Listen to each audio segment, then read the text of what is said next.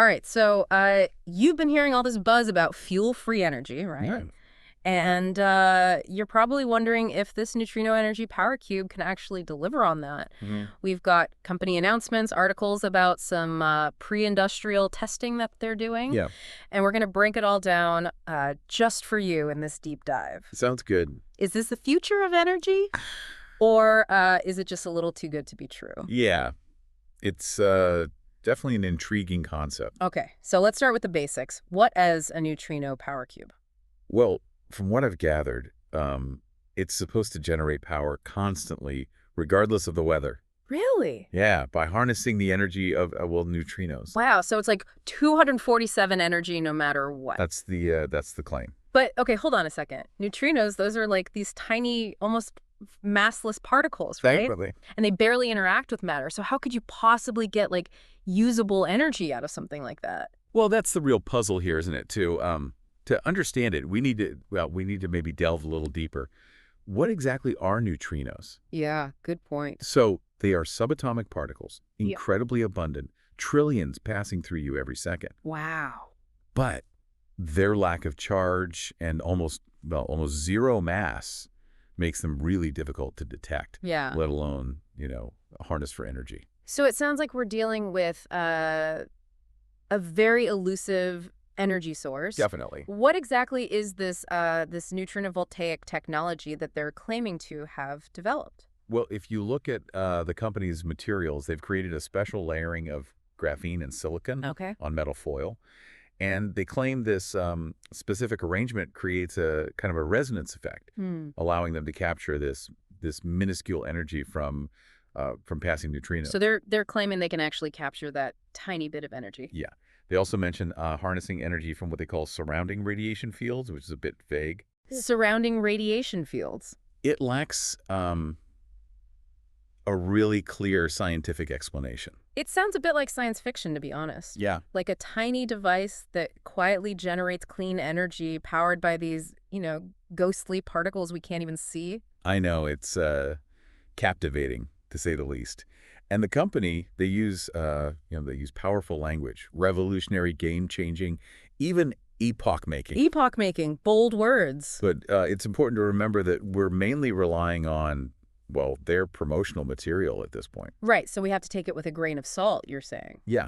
We need independent scientific validation to truly understand how this technology is supposed to work. So approach it with a healthy dose of skepticism, especially since there's no detailed scientific explanation readily available. Exactly. But hold on, if they're still in the early stages of development, how are there already reports of these pre-industrial field tests? Well, they're moving quickly. Okay. They're partnered with this group called the GAIA Society in Austria to test between 100 and 200 of these neutrino power cubes in Europe under, real-world conditions. So they are actually, they're putting it out there in the real world. And the tests, they're planned for 6 to 9 months to really see how these cubes perform under constant load. So they're serious about it. Seem to be, yeah. Imagine a world where homes and businesses could be powered by these small, quiet boxes. That does paint an intriguing picture. But if they're just starting these field tests, how can they already be talking about large-scale production? I mean, they mentioned a gigafactory, which I'm guessing means a truly massive production facility. Yeah, for those not in the manufacturing world, a gigafactory is, it's huge. Right. And, their plans are definitely ambitious. Ambitious is an understatement, I think. Licensed production is starting in Switzerland, but the company aims to have this gigafactory up and running in South Korea by 2029. 2029. That's their goal, with a target annual production capacity of 30 gigawatts. 30 gigawatts. That's, roughly the output of 30 large nuclear power plants? Yeah, something like that. So, yeah, it makes you wonder, can they really scale up this technology so quickly? Yeah. And will it live up to their claims? Okay, so lots of big promises, ambitious timelines. But what about the neutrino power cube itself? What does this device actually look like? Well, you can think of it as a kind of sophisticated electrical cabinet, about the size of a small refrigerator. Okay. Inside are the electric generating modules, essentially stacks of these specially layered metal foils. And then there's a compartment for the control system, inverters, to convert the generated energy into usable electricity. So this compact device could potentially power a whole household. That's what they say. Quietly and sustainably, all thanks to neutrinos. Mm-hmm. But haven't we been here before? Right. With these revolutionary energy technologies that, didn't quite pan out? It happens, yeah. Shouldn't we be, cautious about accepting all these claims at face value? Absolutely. A critical approach is essential. I mean, we need to remember that these impressive claims, like a 5 to 6 kilowatt net output per cube, that's coming from the company itself. Right. We haven't seen independent verification of their technology or its capabilities. That's a crucial point. I mean, while the idea of a fuel-free energy source is, undeniably exciting, the lack of independent scientific validation does give me pause. It's clear that people are looking for, alternatives to our current energy systems. Right. And this technology seems to tap into that desire. What kind of response are we seeing from potential customers? Well, there's definitely a buzz online. On the company website, you find comments from people who are, eager to be early adopters. Oh, wow. Some even talking about going off grid with this technology. So they're really buying into it. It's fascinating to see how this idea has captured the imagination of many, but we need to balance this enthusiasm with a healthy dose of skepticism. So we have a lot of excitement from potential users, but what about the scientific community? Have they weighed in on this neutrino-voltaic technology? Well, that's where things get a bit more complex.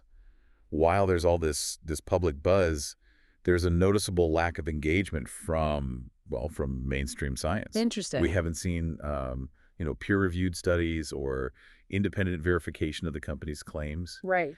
So this raises some important questions about why the scientific community seems, hesitant to embrace this technology. Is it possible they're just waiting for more concrete evidence before they form an opinion? After all, the scientific method, it relies on rigorous testing and validation. Yeah, that's certainly a possibility. And radical ideas, they often face resistance initially. It's true. It's not uncommon for groundbreaking concepts to challenge those existing paradigms. Right. And they require time for the scientific community to fully evaluate them. So we have a company making these bold claims, a public that is eager for solutions, and a scientific community that's relatively quiet. Mm-hmm. What are we supposed to make of all this? Where do we go from here? That's what makes this deep dive so compelling, isn't it? Yeah. We're not here to provide definitive answers, but to present the information, explore different perspectives, and empower you to draw your own conclusions. All right. So we've laid out the claims, the potential benefits, and the questions surrounding this fascinating technology. Mm-hmm. But there's still more to uncover. Right. Next, we'll delve deeper into the potential implications of the neutrino power cube. Okay. And explore some of the criticisms and challenges it faces. Looking forward to it. So let's shift gears a bit here and consider the potential implications of this neutrino power cube. Right. Assuming, for a moment that the technology actually lives up to the company's claims. Okay, so we're putting on our what-if hats here. Exactly. And imagining a world where this technology really takes off. Mm-hmm. What kind of future could it create? Well, one of the most compelling aspects, according to the company at least, is the neutrino power cube's versatility. Okay. They claim it's, compact, silent, adaptable for a wide range of uses. Mm-hmm. And could even be integrated into the bodies of electric vehicles. Oh, wow. That's the part that really caught my attention. Yeah. Imagine electric cars that are charging themselves as they drive, powered by neutrinos. Right. We could potentially say goodbye to range anxiety. Yeah. And the need for all that widespread charging infrastructure. Exactly. This technology could it could lead to a future where energy is decentralized and readily available, even in remote or off-grid locations. Mm-hmm. Interesting. We wouldn't be as reliant on large power plants or as vulnerable to disruptions in the traditional power grid. That sounds pretty promising. Yeah. But such a radical shift in our energy infrastructure. Right. It would surely has ripple effects, right? Of course. What kind of impact could this have on the world at large? Well, it's important to consider the the potential disruption to existing industries. Yeah, like what would happen to... Imagine a world where every home, every building, even vehicles could generate their own, clean, sustainable energy. Right. That could significantly impact the energy sector as we know it. It's almost like a domino effect, right? Yeah. Technology like this could have like a cascade of consequences affecting jobs, economies, even like global politics. Precisely. And the integration of such a, revolutionary technology into society, it would require careful consideration. Yeah. We need to ask ourselves, like, who would benefit the most from this technology? And could it exacerbate existing inequalities or even create new ones? Those are crucial questions we need to be asking, even at this early stage. I mean, it's easy to get caught up in the excitement of a potential solution, right, without fully considering those broader implications. You raise a valid point. It's critical to remember that technological advancements, especially ones with this level of potential impact, come with a complex web of social, economic, and political considerations. So while the potential benefits are, definitely enticing, we need to approach this technology with a cautious optimism, I think. I agree. Recognizing that it's not just about the technology itself, right, but about how it fits into that bigger picture. Exactly. And even if this specific technology doesn't ultimately succeed, it highlights the pressing need for innovative and sustainable energy solutions. Yeah. The world is hungry for alternatives to fossil fuels. Right. And that's driving a wave of research and development in this field. It seems like we're at like a critical juncture in our relationship with energy. It does, yeah. The pursuit of a more sustainable future, it's driving a global shift in how we think about power generation. Yeah. And consumption. And that makes our discussion today all the more relevant. For sure. We're not just talking about one specific technology, but about a broader movement towards a more sustainable future. Well said. Well said. So now we've explored the potential impact of this neutrino power cube on the world. But let's bring the focus back to the individual for a second. Okay. What would this technology mean for everyday people like you and me? Well, the company claims that a single neutrino power cube could provide enough energy to power like a typical household. Yeah. This could translate to, lower energy bills, increased energy independence, and a reduced reliance on those traditional power grids. The idea of having like a small, silent device that provides all my home's energy needs does sound pretty appealing, I have to admit. Sure. But I imagine there would be concerns about, cost and accessibility. Of course. Would this technology be like affordable for the average person? Right. Or would it be another, luxury item for the wealthy? That's an important question. Unfortunately, we don't have, clear answers yet. Right. The company hasn't released like pricing information, and it's too early to know how accessible this technology would be to different socioeconomic groups. It's also important to consider, the environmental impact of manufacturing these devices, even if they produce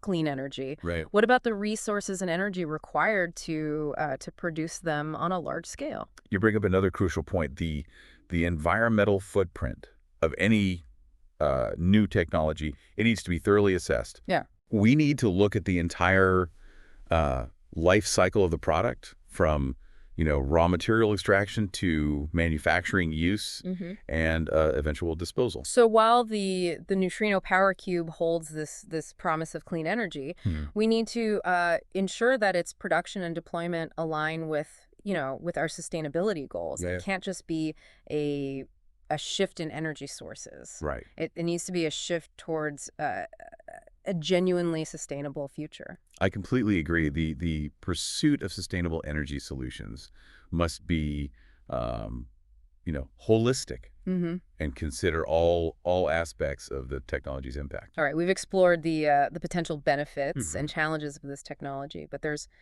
one more crucial piece to the puzzle. Okay. Earlier, we touched on the lack of independent verification of the company's claims.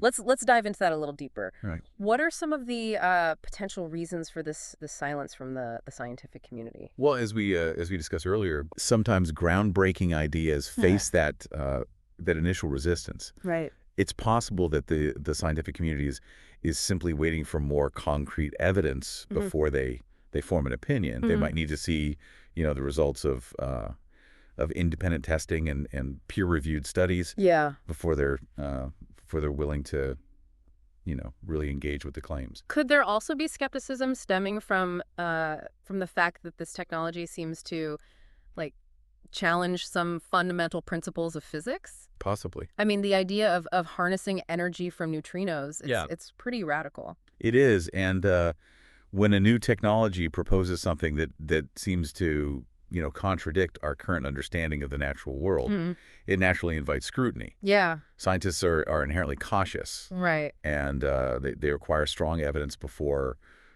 accepting a paradigm shift. So it's not necessarily a red flag that the scientific community hasn't fully embraced this technology yet. Not at all. It could simply be a matter of waiting for more data and analysis. Yeah, it's important to remember that scientific progress often involves a healthy dose of skepticism and rigorous testing. Yeah. It's how we ensure that new discoveries are grounded in solid evidence and hold up to scrutiny. So what should our listeners take away from this discussion?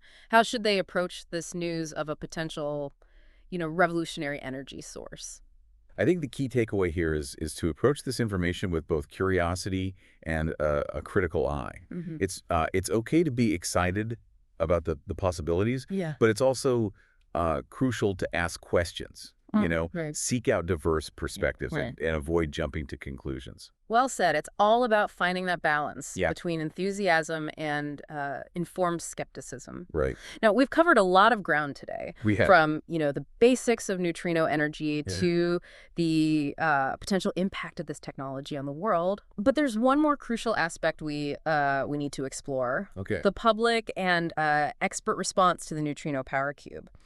So we've talked about the potential benefits and challenges, but let's really dive into the public and expert response to this whole thing. Yeah, it's a mixed bag, isn't it? It seems like it. We touched on the enthusiasm from potential customers, but how has the broader public reacted to this whole neutrino power cube idea?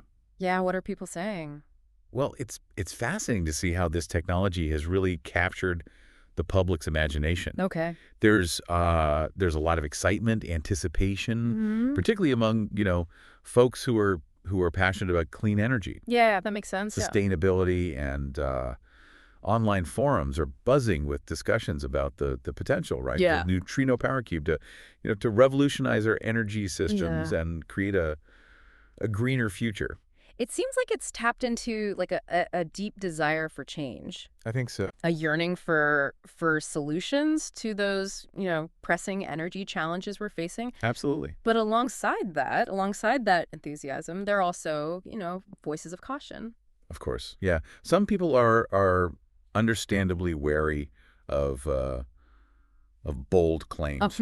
Especially when it comes to energy, Especially when it comes to energy technologies, right? I mean, there's a history there of promising innovations that haven't quite lived up to the hype. Right. So a degree of skepticism is healthy. Yeah, for sure. So what about the experts in all this? Earlier we were talking about the lack of independent verification of the company's claims. Right. Have any scientists or engineers weighed in on whether this is actually feasible or not? Well, there hasn't been a flood of peer-reviewed studies or, official statements from scientific institutions. Right.